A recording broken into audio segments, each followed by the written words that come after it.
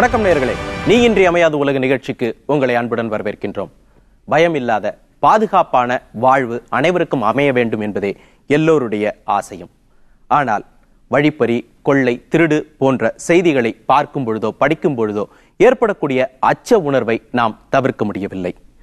அரசாங்கம் கொடுக்கக்கூடிய பாதுகாப்பானது ஒருபுறம் இருந்தாலும் வரும் முன் காப்போம் என்ற அடிப்படையில் நம்மளுடைய உரிமைகளுக்கும் உடைமைகளுக்கும் பாதுகாப்பை தனியார் பாதுகாப்பு நிறுவனத்தின் மூலம் ஏற்படுத்திக் கொள்ளக்கூடிய வேலை இன்று அதிகமாகவே பரவி வருகின்றது.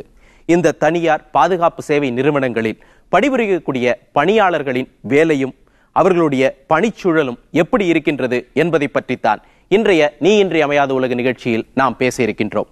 இந்த அரங்கிற்கு வந்திருக்கக்கூடிய பாதுகாப்பு பணியாளர்கள் அத்தனை பேரையும் வருக வருக என வரவேற்கின்றோம். இவர்களோடு பேசுவதற்காக சக மனிதர்களாக நடிகர் பூவிலங்கு மோகன் அவர்கள், பொறியியல் கல்லூரியின் முதல்வர் உஷா ஈஸ்வரன் அவர்கள், ஓய்வு பெற்ற காவல்துறை கண்காணிப்பாளர் மற்றும் தனியார் பாதுகாப்பு ஆலோசகர் திரு கருணாநிதி அவர்கள், 22 ஆண்டுகளுக்கு மேலாக தனியார் பாதுகாப்பு நிறுவனத்தை நடத்தி வரக்கூடிய லயன் ஜி ராஜா அவர்கள், பேராசிரியர் ஃபக்கீர் இஸ்மாயில் அவர்கள், திரைப்பட இயக்குனர் முரளி அப்பாஸ் அவர்கள்.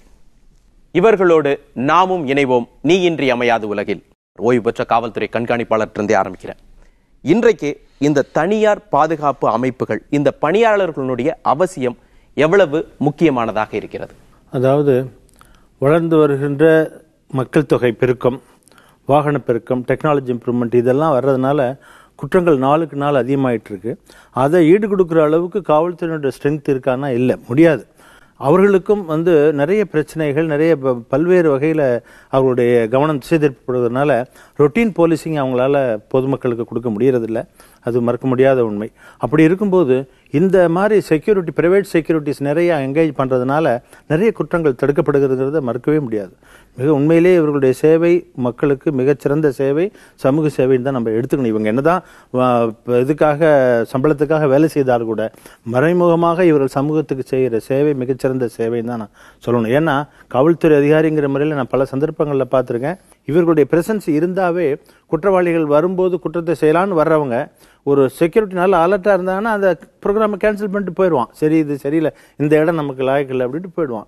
இன்னும் இவர்கள் என்ன செய்யணும்னா கோஆப்ரேட் பண்ணி காவல்துறையும் இவர்கள் இணைந்து செயல்பட்டால் இன்னும் பெரும் அளவில் குற்றங்கள் தடுக்க முடியும். இன்றைக்கு தனியார் பாதுகாப்பு பணியாளர்கள் இந்த சமூக வாழ்விற்கு மிக முக்கியமானவர்கள், அதில் சந்தேகமே இல்லை. ஓகே, இன்னைக்கு நீங்க எல்லாருமே இன்னைக்கு ஒரு தனியார் பாதுகாப்பு நிறுவனங்கள்ல பணியாளர்களாக நீங்க இருந்துகிட்டு இருக்கீங்க இல்லையா? இதற்கு முன்னாடி, இந்த வேலைக்கு வரதுக்கு முன்னாடி நீங்க என்ன வேலை செஞ்சுக்கிட்டு இருந்தீங்க?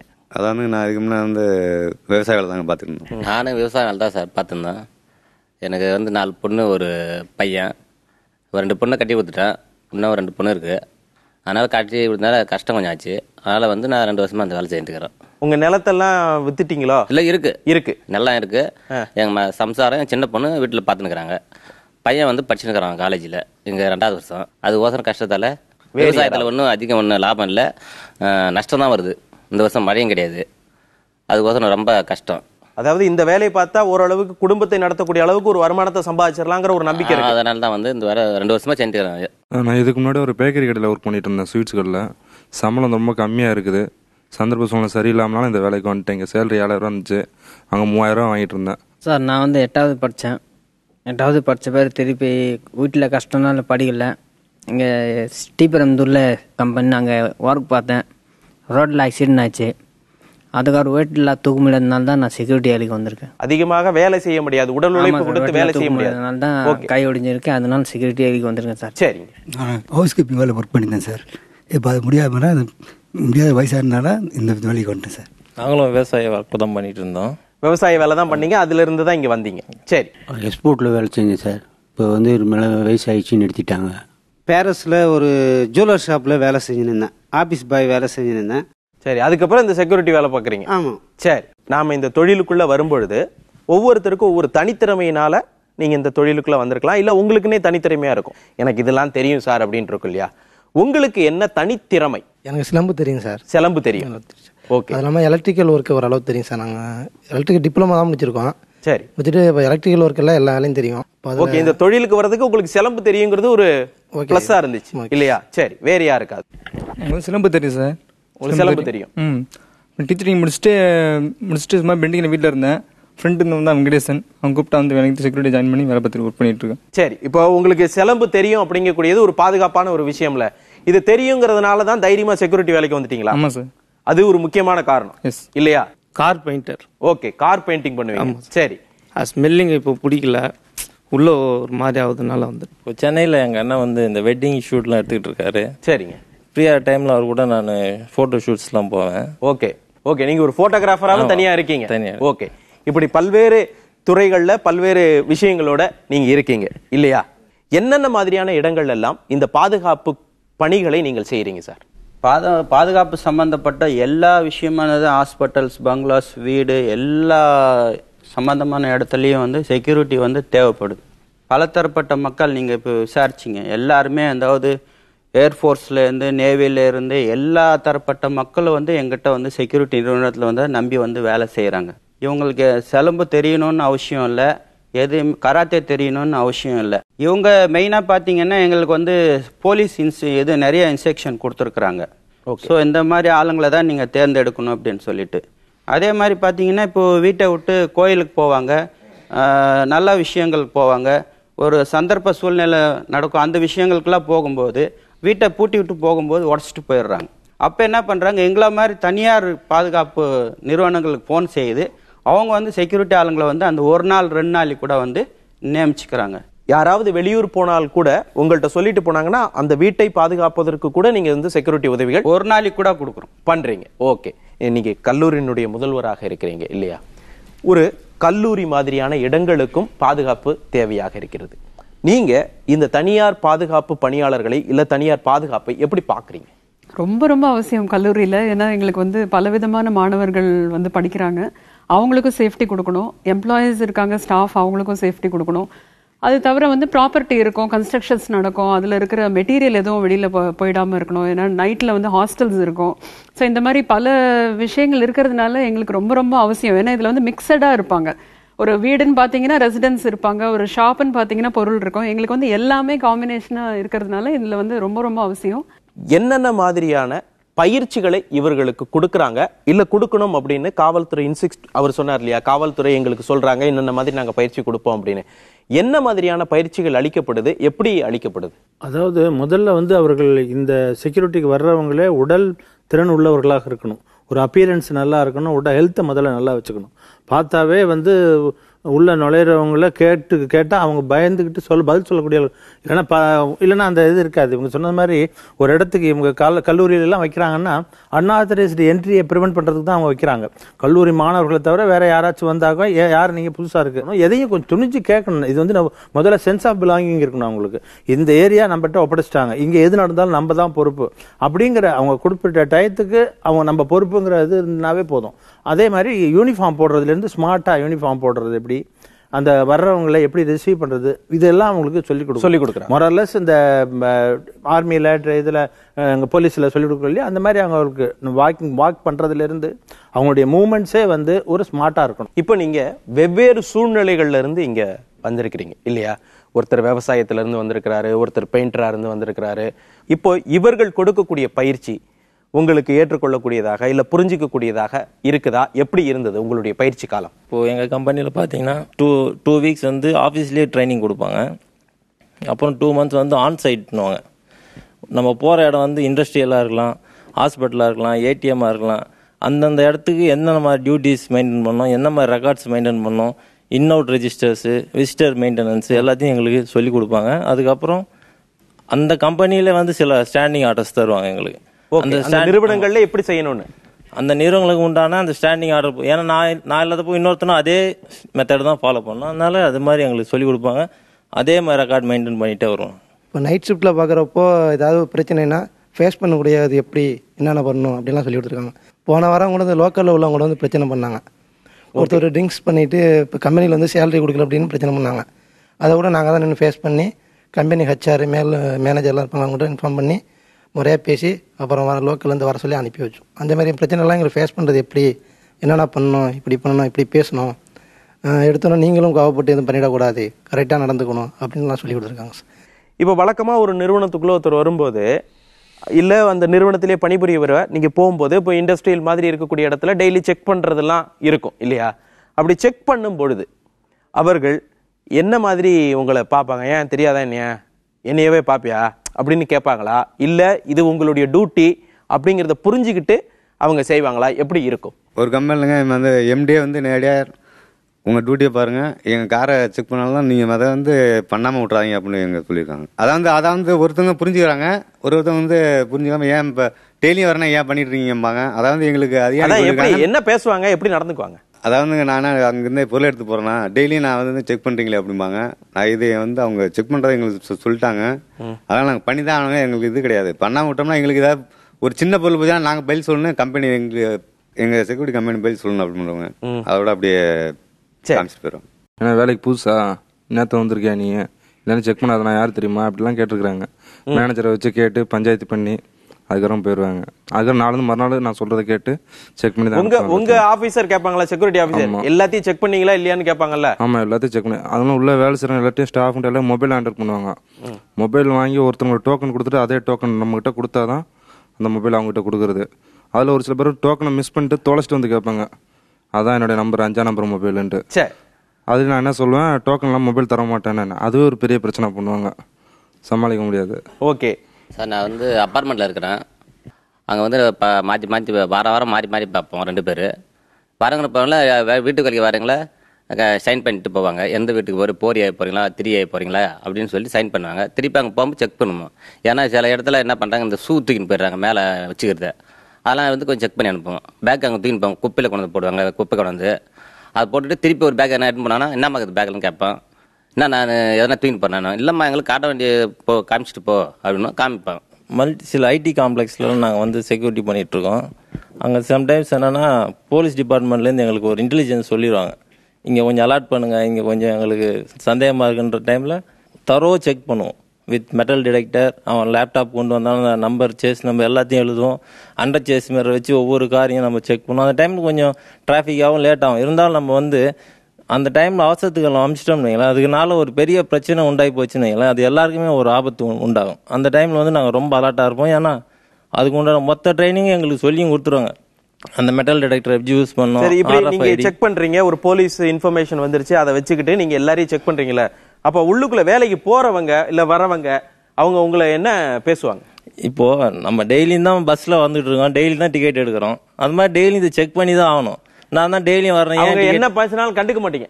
நம்ம டியூட்டி என்னவோ அதை செஞ்சுதான் ஆகணும். டியூட்டியில வந்து நம்ம இனிமே வந்து விட்டு கொடுத்து போக கூடாது. Super super.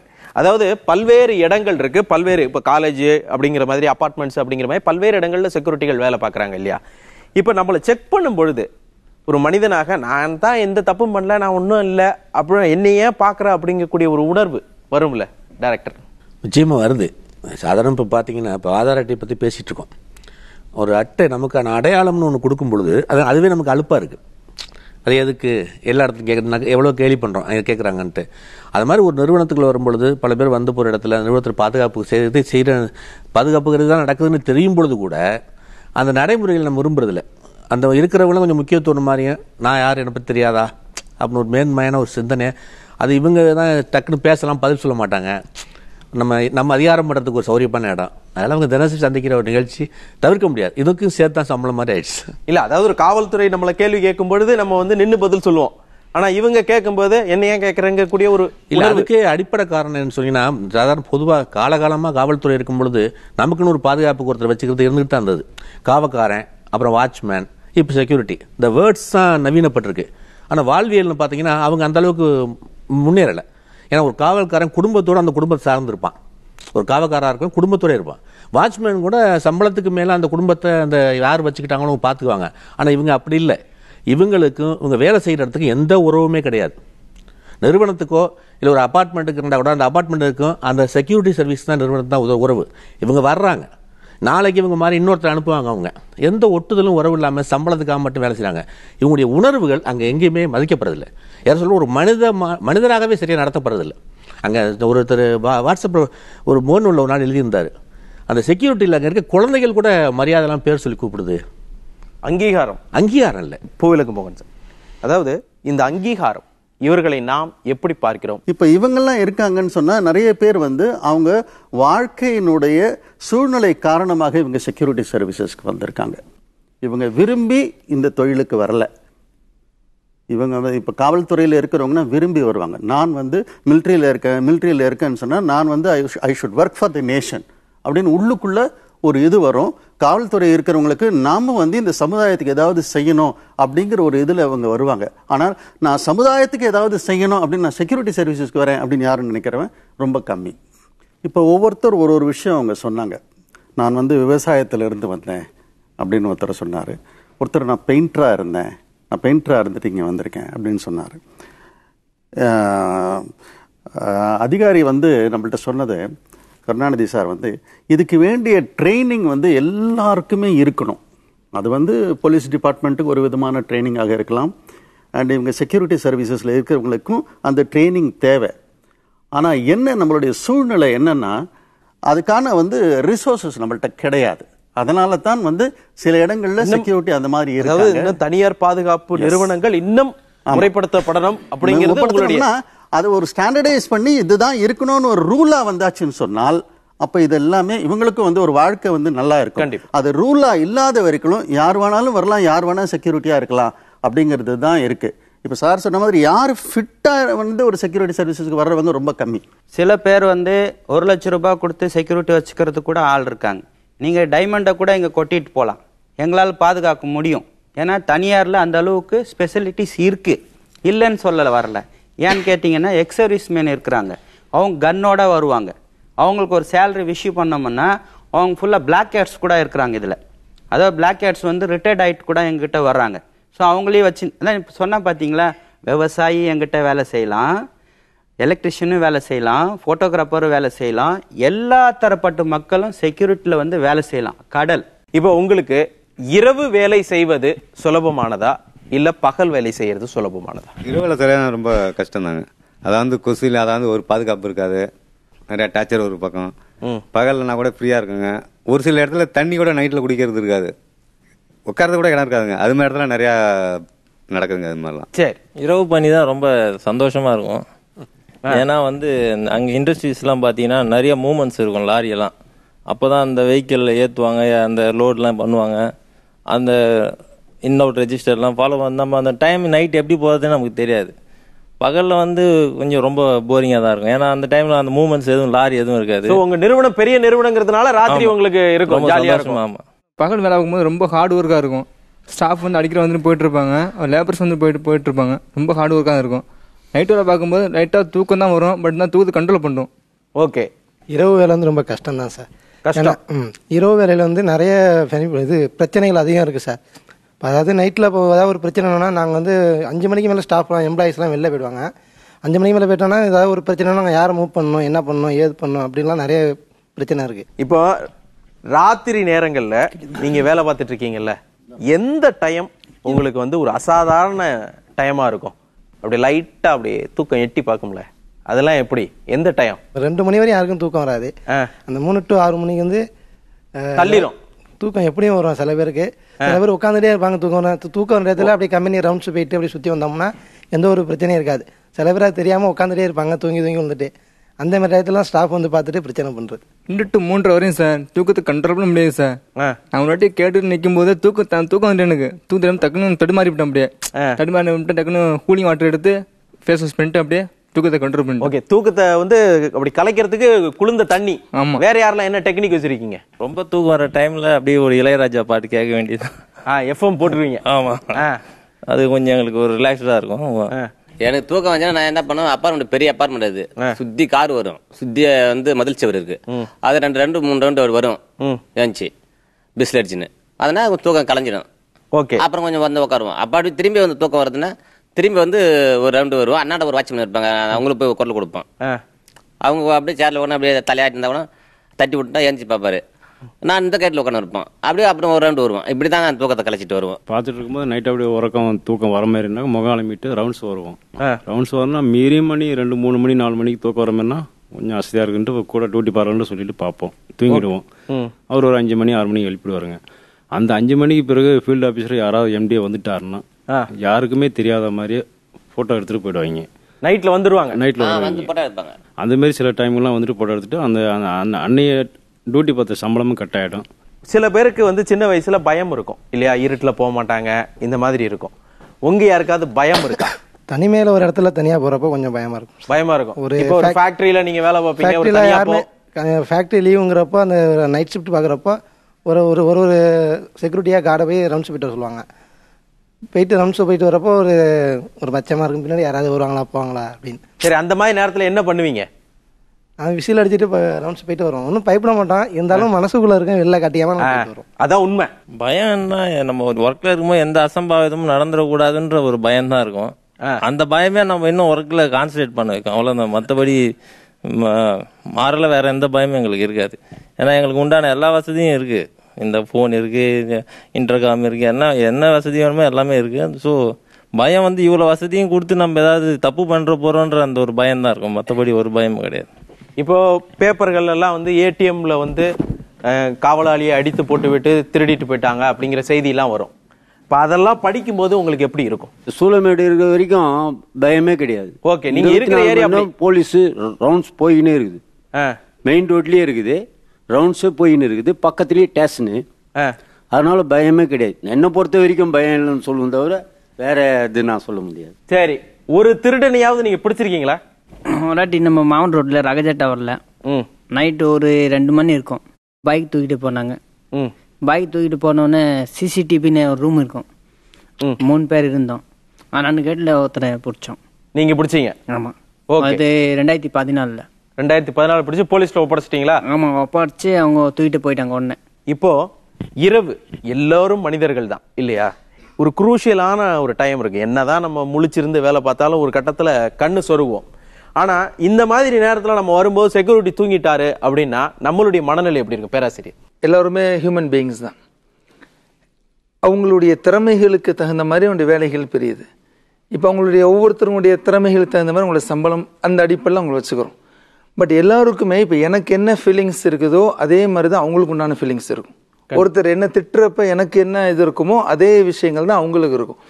அந்த அடிப்படையில் அவங்களுக்கும் இப்போ எனக்கு சில நேரங்களில் தூக்கம் வர்ற மாதிரி அவங்களுக்கு சில நேரங்கள் தூக்கம் தான் வரும். இப்போ இந்த மாதிரி அவங்க எல்லோருமே சக மனிதர்கள் தான். அந்த மனிதன் அந்த மனிதாபிமான கண்ணோட்டத்தில் அவங்களையும் நம்ம வைக்கிறப்ப நமக்கு எந்த விதமான ஒரு சூழலும் ஏற்படுறது. சார் அப்படி சொல்றாரு சார். நிறைய பேர் என்ன பண்றாங்கன்னா சுடுதண்ணி தூக்கி ஊற்றி விட்டுருவாங்க, தண்ணி தூக்கி ஊற்றி விட்டுருவாங்க, செக்யூரிட்டி மேல கார் நிறுத்திட்டு காலை தூக்கி எட்டி ஒதிப்பாங்க. அவன் தூங்கிட்டு இருந்தா அப்படியே கீழே விழுந்து எந்திரிச்சு அதுக்கப்புறம் எந்திரிச்சு பார்ப்பான். நிறைய கொடுமைகள் நடக்குது சார். இந்த செக்யூரிட்டிகளுக்கு கொடுமைகள் இருக்கு, நிறைய கொடுமைகள் நடக்குது செக்யூரிட்டிகளுக்கு. ஏதாவது நம்மள யார் பார்க்க போறாங்க, எல்லாரும் தூங்கிட்டு தானே இருக்காங்க அப்படின்னு அவங்க மைண்ட் செட் இருந்தா கண்டிப்பா தூங்கிடுவாங்க. சோ அவங்க அந்த வேலையை ஒத்துக்கிட்டாங்கன்னா கண்டிப்பா அந்த வேலைக்கு தகுந்த மாதிரி தான் ஒர்க் பண்ணுமே தவிர அவங்க தூங்கிட்டாங்கன்னா அது தப்பு தாங்க. கண்டிப்பா பரவாயில்ல அவ பார்க்க போறா அப்படின்னு யாராவது தூங்குறாங்களா? அப்படியும் ஆட்கள் இருக்காங்களா? உங்களை சொல்லல, உங்க கூட இருப்பவர்கள் ஏப்பா நீ பாட்டு தூங்குப்பா பாத்துக்கலாம்பா அப்படிங்கிற மாதிரியான ஆட்கள் இருக்காங்களா? தொடர்ந்து 3 நாள் 4 நாள் அவங்களே தான் மாற்றி ஏரியாவை இந்த இடத்துல மாற்றி போட்டு இங்கே மாற்றி இப்படி போடுறதுனால தான் அவங்கள தொடர்ந்து கண்டினியூ பண்ணால் அவங்க தூங்குறதுக்கு நிறைய காரணங்கள். ஓகே, கண்டினியூஸ் டியூட்டி கொடுக்கறதுனால தான், ரெஸ்டே இல்லாமல் கொடுக்கறதுனால தான் அதை இல்லாட்டி சம்பளம் இல்லைங்கிறாங்க. வெளியிருந்து வரவங்க எதுவும் பண்ண முடியாத அளவுக்கு அவங்க இது மாதிரி தூங்குறதுக்கு காரணமே அவங்க தாங்க. ஃபீல்டு ஆஃபீஸருங்க இப்போ ஆள் இல்லைனாக்கா தேடின்னு வருவாங்க. அந்த நேரத்தில் பைக்கில் கூப்பிட்டுன்னு போயிட்டு அந்த இடத்துல எடுத்துன்னு போய் விட்டுருவாங்க. அப்புறம் திருப்பி சமயம் சந்தர்ப்பனாவே அவங்க கண்டிப்பாக டைமுக்கு போனும் எடுக்கிறது இல்லை. அதை அந்த அட்வான்ஸ் கொடுக்கும்போது ஒரு வாட்டி வருவாங்க, கடைசி அட்டனன்ஸ் எடுத்துன்னு போகும்போது ஒரு வாட்டி வருவாங்க. அவ்வளோதான் அவங்க வேலை செய்யறது. இவங்களே சார் 24 hours டியூட்டி இருக்கா, இருந்தால் நான் டியூட்டி பார்க்குறேன், ஏன்னா வெளியூர்லேருந்து வந்திருக்கேன், எனக்கு இந்த சம்பளம் பத்தாது, இந்த மாதிரி இருக்கா அப்படின்னு கேட்பாங்க. அப்போ நாங்களும் ஆள் பற்றாக்குறைக்கு என்ன பண்ணுவோன்னு சொன்னால், சரி இவன் பார்க்குறேன்னு சொல்கிறானே, சரி பொறுப்போட பார்ப்பியா, நல்லா பார்ப்பேன் சார் அப்படின்னு சொல்லுவான். சரி ஓகே, தம்பி அங்கேருந்து பாரு, நீ இந்த இடத்துல பாரு. சில ஏரியாக்களில் பாரு 24 hours 2 செக்யூரிட்டி போடுற இடத்துல ஒரே செக்யூரிட்டி போட்டுருவோம். அப்போ அவங்ககிட்ட பேசிட்டு தான், அவன் ஒப்பீனியன் இல்லாமல் நாங்கள் போட மாட்டோம். 24 hours ஒரே ஆள் தான் பார்ப்பான் அந்த இடத்துல. என்னன்னா நைட்டில் கொஞ்சம் ரெஸ்ட் எடுத்துக்கலாம்னு சொல்லுவாங்க. அந்த மாதிரி இடத்துல நிறைய அவர் கேட்கறது என்னன்னா, காலையில ஒரு நிறுவனத்திலும் மாலையில இன்னொரு நிறுவனத்திலும் வேலை கொடுக்கறாங்க அப்படின்னு சொல்றாரு இல்லையா? கண்டிப்பா கொடுக்கறோம். நிறைய நடக்குது. அதாவது இந்த 12 hours டியூட்டி அப்படிங்கிறது இந்த செக்யூரிட்டி சர்வீசஸ்ல தான் நிறைய இருக்கு. எந்த ஒரு இதுவாக இருந்தாலும் ஒரு டியூட்டி அப்படிங்கிறது 8 hours தான். அது மேபி 1 hour ஜாஸ்தியாக போகும். அதுக்கப்புறம் அதுக்கு மேலே போகும்போது அது ஓடி அப்படிங்கிற ஒரு கணக்கு தான் ஈவன் இன் ஃபேக்ட்ரிஸ் இருக்கு, மற்ற நிறுவனங்கள் எல்லாத்துலையும் அப்படி இருக்கு. பட் ஆனால் செக்யூரிட்டி சர்வீசஸ் அப்படின்னு ஒன்று வந்தாச்சுன்னு சொன்னால் அது 12 hours தான். இப்போ நைட்டுன்னு ஒன்று வந்து டே விட்டுறலாம், நைட்டில் வராங்களா, நைட்டில் வந்து அந்த 12 hours வந்து ஒரு 3 hours ஒரு எக்ஸ்ட்ரா செக்யூரிட்டியை போட்டுட்டு 3 hours ஒரு தடவை வந்து அந்த ரிலீவர் வந்துகிட்டே இருந்தனா யாருமே தூங்க மாட்டாங்க. போதிய வருமானம் இல்லாத காரணத்தினால் தான் இது போன்ற சிக்கல்கள் உள்ளுக்குள்ள ஏற்படுதா? நீங்க எப்படி பாக்க? இது போதிய வருமானம் இல்லாத காரணம் சொல்லவே முடியாது, கொடுக்காத காரணம். சரி, நான் என்ன சொல்ல வரேன்னா, சார் சொல்ற இண்டஸ்ட்ரியல்ல ப்ரொடக்ஷன் டிபார்ட்மெண்ட்ல 8 மணி நேரம் மெயின்டைன் பண்றான், வருமானம் வர்ற ப்ரொடக்ஷன் சர்வீஸ்ல. செக்யூரிட்டி சர்வீஸ்ல 12 மணி நேரம் போடுறான். அவன் என்னன்னா இது வந்து ஒரு தேவையற்ற ஒன்று மாதிரி பிளான் பண்றான், ஒரு சந்தர்ப்பம் மாதிரியே. அங்கிருந்து ஆரம்பிக்குது, நிறுவனத்திலிருந்து அந்த நிறுவனத்தை ஆரம்பிக்குது. எனக்கு குறைச்ச காசுல ஒரு சந்தர்ப்பம், ஒரு ஆள் கொடு, டாய் அவன் நிக்கட்டும், ஷோகேஸ்மா நிக்கட்டுங்க, அதை கொடுக்க இந்த நிறுவனம் தயாராகிடுது. இவங்க அந்த விவசாயத்தை விட்டுட்டு வரும்பொழுது இந்த வேலை வந்து கொஞ்சம் மென்மையான வேலையா இருக்கு அவங்களுக்கு. ஏன்னா சார் கோச்சு கூடாது, ஏடிஎம்ல செக்யூரிட்டியா இருக்கார், அவருடைய வயசு, ஒரு உடல் வலு, இதை பார்த்தீங்கன்னா ரொம்ப ஆபத்தான இடமா இருக்க இடம் ஏடிஎம். அவர் சூளைமேட்டில் இருக்கேன், பாதுகாப்பு நடத்துல இருக்கேன், போலீஸ் போயிட்டு வந்திருக்காரு. போலீஸ் வராத இடத்துல பாதுகாக்கத்தான் செக்யூரிட்டி போடுறோம், ஆனால் அவரே போலீஸ் நம்பியிருக்காரு. இப்படி இவரை தூக்கி ஏடிஎம்ல போடுற அளவுக்கு ஏடிஎம் ஒத்துக்குது, பேங்க் நிர்வாகம் ஒத்துருக்கு, இந்த சர்வீஸ் ஒத்துக்கிட்டு இருக்காங்க. இப்போ என்ன இதில் தெரியுது, இவங்க நிச்சயம் பாதுகாப்பு நோக்கம் இல்லை, அந்த வேலை வாய்ப்பை பயன்படுத்துறாங்க. இது ஒரு வேலை வாய்ப்பாக இருக்கு அப்படிங்கறத நம்ம வந்து மறுக்கவே முடியாது. ஆனா எந்த இடத்துல எந்த மாதிரியான ஆட்களை போட வேண்டும் அப்படிங்கிறது அந்த நிர்வாகம், அதாவது அந்த பாதுகாப்பு நிர்வாகம் தான் செய்ய வேண்டிய வேலை இல்லையா? சொன்னேன் இப்போ உங்களுக்கு ஏடிஎம் எல்லாம் வந்து பாத்தீங்கன்னா பொது 4 பேர் போற இடம் வர இடம். மற்ற ஏடிஎம்ஸ்ல எல்லாம் பாத்தீங்கன்னா கன்மேன் இல்லாம ஏடிஎம்ஸ்ல ஆள் போட மாட்டாங்க. எந்த மாதிரி பகுதிகள் அது? எந்த மாதிரி பகுதிகள்னா இப்ப யாரும் இல்லாத இடங்கள், நாள் நடமாட்டம் இல்லாத இடங்கள், இந்த மாதிரி இடங்களை வந்து கம்பெனிக்காரனே கேட்கறான். இது வந்து பேசக்கூடிய விஷயம் தான். அது அந்த இடத்துல வந்து அவங்களுக்கு தேவையான செக்யூரிட்டி தான் நாங்க கொடுப்போம், அவங்களே கேட்கறாங்க. ஆமா, ஓகே. இவங்க எல்லாம் பாத்தீங்கன்னா இங்க இருக்கிறவங்க எல்லாம் பாத்தீங்கன்னா கம்பெனில ஒர்க் பண்றவங்க இருக்காங்க, ஏடிஎம்ல ஒர்க் பண்றவங்க, அபார்ட்மெண்ட்ல ஒர்க் பண்றவங்க இருக்காங்க. நீங்க செக்யூரிட்டில நீங்க பாத்துருக்க மாட்டீங்க, ஏன்னா போலீஸோட பயங்கரமா இருப்பானுங்க. அந்த மாதிரி கம்பெனிஸ் எல்லாம் பாத்தீங்கன்னா அவ்வளவு ரூல்ஸ் அண்ட் ரெகுலேஷன்ஸோட மல்டிநேஷனல் குரூப் எல்லாம் நீங்க பாக்கணும். நீங்க எல்லாம் அங்கதான் நீங்க செக்யூரிட்டி பார்க்கணும். இப்ப இவங்க பேசுறதெல்லாம் பாத்தீங்கன்னா அபார்ட்மெண்ட் வச்சுதான் பேசுறீங்க, மத்த இதெல்லாம் வச்சுதான் மத்த இடத்துல எல்லாமே ரூலோட தான் நடக்குது. சாப்பாடு ஒரு ஹோட்டலில் போய் சாப்பிட்றோம்னு வைங்களேன், கையேந்தி பவன்லையும் சாப்பிடலாம், 5 ஸ்டார் ஹோட்டல்லையும் சாப்பிடலாம். அது மாதிரி நம்ம வேலைக்கு போகிற நிறுவனத்தில் நம்ம வந்து கவனமாக இருக்கணும். இது ரொம்ப இன்னைக்கு திறந்த செக்யூரிட்டி, நேற்று திறந்த செக்யூரிட்டியில் போய் சேர்ந்தோம்னு வைங்களேன், ஊர் பேர் தெரியாது, அப்படியே போய் சேர்ந்துட்டு அவனும் காலி பண்ணிட்டு போயிடுவான். அது ரொம்ப கஷ்டமாயிடும். நம்ம நிறுவனத்தை போய் சேரும்போது இது நல்ல நிறுவனமாக, எத்தனை வருஷம் நடக்குது, முறையான பதிவுகள் இருக்கா அரசாங்கத்தில். இப்போது ப்ரைவேட் செக்யூரிட்டி ஏஜென்சியில் ஆக்டில் வந்து அந்த போலீஸ் இதில் போய் பதிஞ்சிருக்கணும். அப்புறம் வந்து நிறைய விஷயங்கள் இருக்கு, பெனிஃபிட்ஸ், அந்த மாதிரி பதிஞ்சிருக்காங்களான்றத சூஸ் பண்ணி நம்ம கரெக்டான அந்த நிறுவனத்துல போனோம்னா வேலைக்கு போவர்கள் ஒழுங்காக போய் சேர்வதில்லை அப்படின்னு சொல்றீங்க. ஆமா, வேலை கிடைக்குதுன்ற ஒரு பேஜ்ல போய் நம்ம சேர்ந்து அந்த நிறுவனத்தை நம்ம செலக்ட் பண்றதுதான் நம்மளோட புத்திசாலித்தனம் இருக்கு, வேற ஒண்ணும் கிடையாது. ஓகே, அதாங்க விளம்பரம் கொடுக்குறாங்க, எந்த தகுதியும் விளம்பரம் கொடுக்குறாங்க, அதான் வந்து ஆள் தேவைன்னு அவங்க எப்படி தெரியுது? நம்ம எப்படி அவங்கள்ட்ட போனோடனே எப்படிங்க கேட்க முடியுங்களா? உங்களுக்கு வேலை கிடைச்சா போதும்னு போயிருவீங்க. போறோம், அவங்க ட்ரெஸ் கொடுக்குறாங்க, அவங்க விளம்பரத்துக்கு ட்ரெஸ் தான் கொடுக்குறவங்க, அதுக்கப்புறம் பாதிக்கப்படுறது வேலை செய்யறவங்க தான். நீங்க ஒரு நிறுவனத்துல வேலை பாக்குறீங்களா, அந்த நிறுவனத்துல நீங்க கேட்க முடியாது. அங்க கேட்க முடியாதுங்க, அவங்கள்ட்ட எப்படி கேட்க முடியுங்க? அவங்களே பண்ணிட்டு தான் எடுக்கிறது இல்லையா, எப்படி இதுங்க பண்ண முடியும்?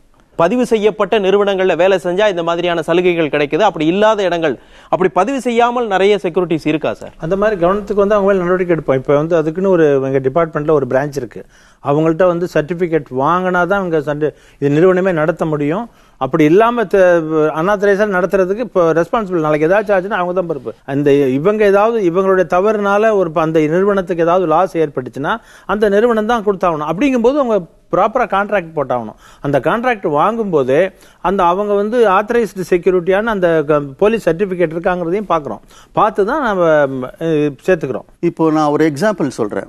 நம்ம பேப்பர்லாம் பார்த்துருப்போம், செங்கல்பட்டில் வந்துட்டு ஒரு ஏடிஎம், அதில் வந்து செக்யூரிட்டி சர்வீசஸில் ஏடிஎம்மில் இருக்கிறவங்க பார்த்தீங்கன்னா அந்த கார்ட்ஸ் வந்துட்டு நான் வந்து இப்போ சொல்றது என்ன, யார் தவறு செய்கிறவனை மட்டும்தான் சொல்கிறேன். நான் எல்லாரையுமே நான் ப்ளேம் பண்ண மாட்டேன். ஏன்னா நல்லவங்க ரொம்ப சின்சியராக இருக்கிறவங்க நிறைய பேர் இருக்காங்க. பட் இந்த ஒரு ஆள் 2 ஆள்னால இந்த செக்யூரிட்டி சர்வீசஸை நம்ம தவறாக சொல்கிற அளவுக்கு போகுது. என்னன்னா, அந்த ஏடிஎம்ல வந்து ஒரு விவசாயி, அவர் சொல்கிற மாதிரி ஒரு விவசாயி பக்கத்து கிராமத்துலேருந்து வரான். அவன் ஏடிஎம் கார்டை வந்து அவனுக்கு எப்படி ஆப்ரேட் பண்ணதுன்னு தெரியாது. இந்த கார்டு வந்து அவனுக்கு சொல்லித்தரான். இது எப்படி, என்ன உங்கள் நம்பர் எல்லாத்தையும் இவன் சொல்லி இவனை தான் போட்டு அவன்கிட்ட கேஷை கொடுத்து எடுத்து அனுப்புகிறான். ஒரு 10,000 ரூபாய் ட்ரா பண்ணுறான். ரைட், அடுத்து திருப்பி வரான் இன்னொரு. அவன் நல்ல வசதியான ஆள் விவசாயி, ஆனால் படிப்பறிவு கிடையாது. அவன் வந்து இவனுடைய ஹெல்ப்புக்கு வந்து எடுத்துக்கிறான். இவங்க ஒரு ஸ்டேஜில் என்ன ஆகுது, அவன் போயிடுறான் ஊருக்கு. மாதத்துக்கு ஒரு தரம் தான் வந்து அவன் பணம் ட்ரா பண்ணுறான்றது இந்த செக்யூரிட்டி ஆளுக்கு தெரியுது. அடுத்த மாதம் வரும்போது இந்த செக்யூரிட்டி ஆள் இல்லை. அப்போ அவன் வந்து திருப்பி வரான், வந்து கார்டை கொடுக்குறான். கார்டை கொடுத்து இன்னொருத்தன்ட்டு இருக்கான், இன்னொரு செக்யூரிட்டி ஆள் இருக்கான். அவன்கிட்ட கேட்டு அந்த கார்டு போட்டால் அந்த கார்டே இவனுடைய கார்டு இல்லை. ஒரு பீரியட் இவன் என்ன பண்ணியிருக்கான், இந்த கார்டை மாற்றி இவன்கிட்ட கொடுத்து அனுப்பிச்சிட்டான். இப்போ இந்த கார்டில் இவன் வந்து ஒரு சைஸபிள் அமௌண்ட்டை ட்ரா பண்ணியாச்சு. ஒரு 60,000 ரூபாய் 70,000 ரூபாய் ட்ரா பண்ணியாச்சு. இதுக்கப்புறமா தான் அந்த கார்டு ஓனருக்கே தெரியுது, ஆஹா நம்ம பணம் இவ்வளோ போயிடுச்சா. உள்ளே போய் கேட்டால் இது என்னுடைய கார்டுங்க, எனக்கு தெரியாதுங்க. பேங்க் ஒன்றும் பண்ண முடியாது. அதுக்கப்புறமா என்னென்னைக்கு ட்ரா பண்ணியிருக்கு அப்படிங்கிறத டேட்டை வச்சு அதுக்கப்புறமா ஸ்க்ரூட்டனைஸ் பண்ணி போலீஸ் டிபார்ட்மெண்ட் வந்து ரொம்ப அழகாக அதை ஹேண்டில் பண்ணி அவனை பிடிக்கிறாங்க. பட் இருந்தாலும் அவனை பிடிச்சா கூட இவன் வேலை செய்கிறான் இல்லையா, அந்த செக்யூரிட்டி சர்வீசஸ், அவன் தான் பேங்க்குக்கு அந்த காசை கொடுத்து ஆகணும். ஏன்னா அவன் வந்து வச்ச செக்யூரிட்டி கார்டு, அந்த செக்யூரிட்டி கார்டு அவன் வச்சதுனால அவனுடைய ஆள். அப்போ என்ன ஆகுது, தவறு வந்து கம்பெனி மேலே இல்லைனாலும் அவங்ககிட்ட வேலை செய்த ஆள் செய்த தவறுனால் அவன் தான் அந்த காம்பன்சேஷனை கொடுத்து ஆகணும். நீ வந்து போலீஸ் டிபார்ட்மெண்ட்டுக்கு போ, அதை ரெக்கவர் பண்ணுறியோ இல்லையோ அது பேங்க்குக்கு சம்மந்தப்பட்ட விஷயம் அல்ல. எதுக்கு நான் இதை சொல்ல வரேன் அப்படின்னால், இவங்களுக்கு கொடுக்கக்கூடிய ட்ரைனிங் அண்ட் அவங்கள சார் சொன்ன மாதிரி அவங்கள பண்ணுற சூப்பர்விஷன், இது எல்லாமே பக்காவா இருந்தால் எல்லாம் நடக்கும். அதே மாதிரி வேஜ்லையும் வந்து இவங்க சொல்ற மாதிரி இஷ்டத்துக்கெல்லாம் கொடுக்க முடியாது. மினிமம் வேஜஸ் ஆக்ட் இருக்கு. அந்த ஆக்ட்ல என்ன இப்போ ஃபிக்ஸ் பண்ணியிருக்காங்க, ஒவ்வொரு செக்யூரிட்டிக்கும் ஒவ்வொரு டவுன்லையும் A grade town, B grade town, C grade town இருக்கு. அதுக்கு தகுந்த மாதிரி சேலரி கொடுத்தாகணும், குறைச்செல்லாம் கொடுக்க முடியாது. அதே மாதிரி இவங்களுக்கு பிஎஃப் போட்டாங்களா என்னங்கிறத வெரிஃபை பண்றோம். சம்பளம் அவங்க கொடுத்து அந்த ஸ்லிப்பை அவங்க மந்த்லி பில் பண்றாங்க இல்லையா, அந்த பில்லில் அட்டாச் பண்ணணும். பிஎஃப் கட்டியிருக்கிறது, இஎஸ்ஐ கட்டினது எல்லாம் பார்க்குறோம். பார்த்து தான் சாங்ஷன் பண்றோம். வேலை கிடைச்சு நம்ம குடும்பத்தை காப்பாத்தினா போதும் அப்படிங்கிறதுனால இந்த வேலைக்கு வந்துடுறாங்க இல்லையா. ஆனா இந்த வேலை தருபவர்கள் சரியாக இல்லாமல், இந்த தொழில் முறைப்படுத்தப்படாமல் இன்னும் இருக்கு. ஆனா இந்த பாதுகாப்புத்துறை வளர்ந்துகிட்டு இருக்கு, தனியார் பாதுகாப்பு சேவை அப்படிங்கிறது வளர்ந்துகிட்டு இருக்கக்கூடிய சூழ்நிலையில இவர்கள் இந்த வேலையும் இந்த வேலை சார்ந்த தொழில் அமைப்புகளும் முறைப்படுத்தப்பட்டால் இன்னும் பலருக்கு நல்ல வாய்ப்புகள் கிடைக்குமோ அப்படின்னு எனக்கு தோணுது. இது வந்து காவல்துறை மூலமாக தான் செய்ய முடியுமோ அப்படின்னு எனக்கு தோணுது. நீங்க எப்படி பாக்குறீங்க? நிச்சயமாக இவர்கள், நான் தான் ஆரம்பத்திலேயே குறிப்பிட்டேன், இவர்களுடைய சேவை வந்து கண்ணுக்கு தெரியாம ஒரு நல்ல சேவை நடந்துகிட்டு இருக்கு. நாங்க வந்து இதுக்கு போலீஸுக்கு சொல்றதே, நீங்க அந்த செக்யூரிட்டிஸை யூட்டிலைஸ் பண்ணிக்கன்னு சொல்றோம். கம்யூனிட்டி போலீசிங்னு சொல்றோம். செக்யூரிட்டிஸ் அங்கங்க அவங்க அபார்ட்மெண்ட்ல எல்லாம் செக்யூரிட்டிஸ் போட்டிருக்காங்க, அவங்கள ப்ராப்பரா யூட்டிலைஸ் பண்ணுங்க. பீட் போற கான்ஸ்டபிள்ஸ் அந்த செக்யூரிட்டி அலர்ட் பண்ணுங்க. இவங்க தூங்கினா கூட அவங்களை எழுப்பி விட்டுட்டு, நான்லாம் நைட் ரவுண்ட்ஸ் போனேன்னா செக்யூரிட்டி அலர்ட் பண்ணிட்டு தான் வருவேன். சொல்லி அவங்களை பட்டா புக் அங்கே ஒரு புக்கை போட்டு கையெழுத்து போட்டுட்டு வருவோம். அவங்க இன்னும் சொல்லப்போனால் சில இன்ஸ்பெக்டர்ஸுங்களுக்குலாம் இன்ஸ்ட்ரக்ஷன் கொடுத்துருக்குறோம்.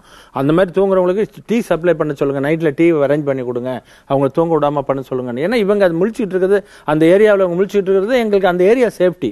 அந்த மாதிரிலாம் பண்ணிட்டு தான் இருக்கோம். ட்ரைனிங்க்கு ஒரு லைசன்ஸ் இஷ்யூ பண்ணி டிரைவர்ஸ்க்கு எப்படி லைசன்ஸ் இருந்தால் தான் அவங்க வண்டி ஓட்ட முடியுமோ அந்த மாதிரி ட்ரைனிங் எடுத்திருக்காங்களா? இப்போ எவ்வளோ டெக்னாலஜிக்கல் டெவலப்மெண்ட் இருக்கு. இப்போ வந்து சிசிடிவி வைக்கிறாங்கன்னா அந்த ஃபுட்டேஜை பார்க்க கூட இவங்களுக்கு தெரியாது.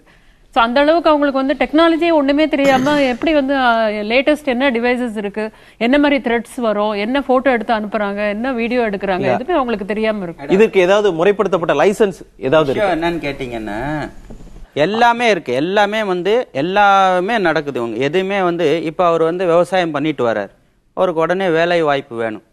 அவர் வந்து கார்பரேட் கம்பெனிகள்ல கேட்டு கூட தொடக்கூட முடியாது அவரால். அந்த தம்பி இருக்கார் பார்த்தீங்களா, அவரை தான் வந்து அக்செப்ட் பண்ணுவாங்க. அவர் வந்து ஃபயர் ஃபைட் தெரியும் அவருக்கு, மற்ற எல்லா விஷயம் ஃபர்ஸ்ட் எய்ட் அவருக்கு தெரியும். ஸோ எல்லா தரப்பட்ட அதாவது பார்த்தீங்கன்னா இப்போ ஒரு செப்பல் கடை வச்சுக்கோ, நார்மலாக ஒரு செப்பல் கடை வச்சுப்போங்க. அதில் பார்த்தீங்கன்னா ஒரு பேட்டா ஷோரூம் இருக்குது, ரேமான் ஷோரூம் இருக்குது, இது மாதிரி அட்டாஸ் இருக்குது. இது மாதிரி செக்யூரிட்டி வந்து டைப் ஆஃப் செக்யூரிட்டிஸு நம்ம தமிழ்நாட்டில் மட்டும் இல்லாமல் இந்தியாவில் இருக்குது. ஓகேங்களா? இப்போ குறைந்தபட்ச சம்பளமாக எவ்வளவு கொடுக்கறாங்க, எவ்வளவு வழங்கப்படுது ஒரு குத்துமதிப்பா? திறமைக்கு அடிப்படையில 1 லட்சம் ரூபாய் வரைக்கும் செக்யூரிட்டிஸ் கொடுக்குறாங்க. 1 லட்சம் ரூபாயில இருந்து 4000 ரூபாய் தான் இன்னைக்கு லாஸ்ட் பேமெண்ட். 4000 ரூபாய் வரைக்கும் கொடுக்குறாங்க. இது 4000 ரூபாய் அப்படிங்கிறது ஒரு மாசத்துக்கு சாதாரணமாக இருக்கக்கூடியவர்களுக்கு நீங்க தரீங்க இல்லையா? புதுசா வேலைக்கு அதாவது இப்ப சொன்னாங்க பாத்தீங்களா, அதாவது அவங்களுக்கு வந்து அவங்களால கொடுக்க முடியாது. ஏன்னா அவங்க அபார்ட்மெண்ட்ல வந்து நம்ம ஒரு 5000 ரூபாய் சம்பளம், அவன் 7000 ரூபாய் தான் சம்பளம் கொடுப்பேன் அப்படின்னு சொல்லுவான். அதுக்கேற்ற மாதிரி அவன் என்ன பண்ணுவான், விவசாயி வந்து அப்படியே ஒரு 7000 ரூபாய்க்கு நான் வேலை செய்யறேன், அவன் 7000 ரூபாய்க்கு அவன் வீட்டுல தங்கி அவன் வேலை செய்வான். அவன் குடும்பத்தை அவன் காப்பாற்றணும். ஏன்னா அவன் செக்யூரிட்டி இல்லைன்னு வச்சுக்கோங்க, அவன் தெருவில் பிச்சை தான் எடுக்கணும். வேற வேலையை அவனால் செய்ய முடியாது. ஏன்னா ஒரு வெயிட் தூக்க முடியாது, ஒரு இடத்துல எதுவும் பண்ண முடியாது. அவனால் நிக்க கூட முடியாத இடத்துல கூட வந்து அவன் வந்து அந்த ஒரு அபார்ட்மெண்ட்ல உட்காந்துக்கிட்டு ஒரு சம்பளத்தை வாங்கிட்டு அவன் பொழப்ப நடத்திட்டு இருக்கான். இன்னைக்கு செக்யூரிட்டி வந்து அவங்களுக்கு ஒரு நீங்களே பார்த்தீங்க, எல்லா வேலைகள்லையும் நாங்கள் இருந்திருக்கோம். ஆனால் எங்களை எல்லாமே கஷ்டமா இருக்கும். செக்யூரிட்டி எங்களுக்கு ஈஸியா இருக்கும். செக்யூரிட்டியில் நாங்கள் வேலை செய்யறோம். குறை சொல்லக்கூடியது நிறைய பேர். உடல் வலுவை காமிக்க வேண்டாம், பாதுகாப்பு அப்படிங்கிறது உடல் வலுவை காமிக்க வேண்டாம். ஆமா, ஆபத்து வருகிறது என்பதை சொன்னால் போதும் அப்படின்றீங்க, அவ்வளவுதான் இல்லையா? இப்போ ஒரு இடத்துல ஒரு பாதுகாப்பு பணியில் இருக்கிறாரு, அந்த இடத்துல ஒரு விபத்துல அவர் இறந்துட்டா காப்பீடு வசதி ஏதாவது இருக்கா? அதுக்கு ஏதாவது இஎஸ்ஐ பிஎஃப், அதாவது எங்களுக்கு வந்து இஎஸ்ஐ பிஎஃப் இருந்தால் வழியே நாங்க தப்பிக்க முடியும். இஎஸ்ஐ பிஎஃப் இல்லைன்னு சொன்னா அரசியல்வாதிகள்ல இருந்து போலீஸ் டிபார்ட்மெண்ட்ல இருந்து நாங்க பதில் சொல்லித்தான் ஆகணும். அவன் உயிரோட இருக்கிற வரைக்கும் அவனுக்கும் சேப்பு, எனக்கும் சேப்பு. அவன் இறந்துட்டான்னு வச்சுக்கோங்களேன், அவன் சந்தோஷமா போயிடுவான். ஆனா அந்த செக்யூரிட்டி நிர்வாகம் நடத்துறான் பாருங்க, அவன் வந்து உள்ள போயிடுவான். அது கரெக்டான முறைப்படுத்தலன்னா. உங்களுக்கு இந்த செக்யூரிட்டி வேலை செய்யும் பொழுது எதெல்லாம் சிக்கலாக இருக்கிறது? அதாவது லீவ் வந்து உறுதி பண்ணாங்க. லீவ் வந்து வார விடுமுறைங்கிறத வந்து என்னைக்கு ஒரு நாள் கொடுக்கலாம், தப்பு கிடையாது. ஆனா கண்டிப்பா ஒரு நாள் விடுமுறை விடுமுறை கொடுக்கணுங்க. ஆனா எந்த விடுமுறையும் கொடுக்க மாட்டேங்கிறாங்க. சரி, இந்த தொழில் இன்னும் மேலும் சிறப்பாக இருக்க வேண்டும் அப்படின்னா என்ன செய்யலாம்? உங்கள்கிட்ட மனம் விட்டு பேசணும் அப்படின்னா அவங்களுக்கு ஒரு இனம் புரியாத ஒரு சந்தோஷம்.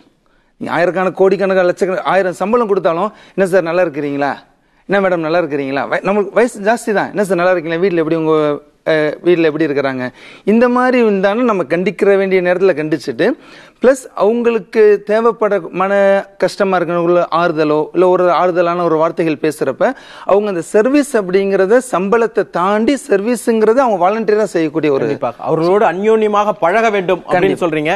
அவர்களோடு சகஜமாக இருந்தாலே அவர்கள் இன்னும் சிறப்பாக வருவார்கள் அப்படின்னு சொல்றீங்க. கண்டிப்பா. அதாவது எங்களை வந்து செக்யூரிட்டின்னு பார்க்காம சார் சொன்னது மாதிரி மனிதாபிமானத்தோட பார்த்தாங்கன்னு வச்சுக்கோங்களேன், நிறைய வந்து இம்ப்ளிமெண்ட் பண்ணலாம். முதல்ல பாருங்க, சாதாரணமா பாருங்க, எல்லாருமே ஒரே மாதிரி ட்ரெஸ் பண்ணிருக்காங்க. இங்க வந்திருக்காங்க, இதுலயே எல்லாரும் ஒரு நல்லா ட்ரெஸ் பண்ணிருக்காங்களா பாருங்க, ஒருத்தர் ஒரு மாதிரி பண்றாங்க. அதுவே தவறுங்கிறேன். நீ வந்து எப்ப செக்யூரிட்டின்னு உனக்கு போட்டாங்களோ அந்த ஸ்மார்ட் யூனிஃபார்ம்ல இருக்கணும், உங்களோட பிஹேவியர் இதா இருக்கணும். அந்த மாதிரி இருந்துச்சுன்னா மரியாதை தன்னால வந்துடும்.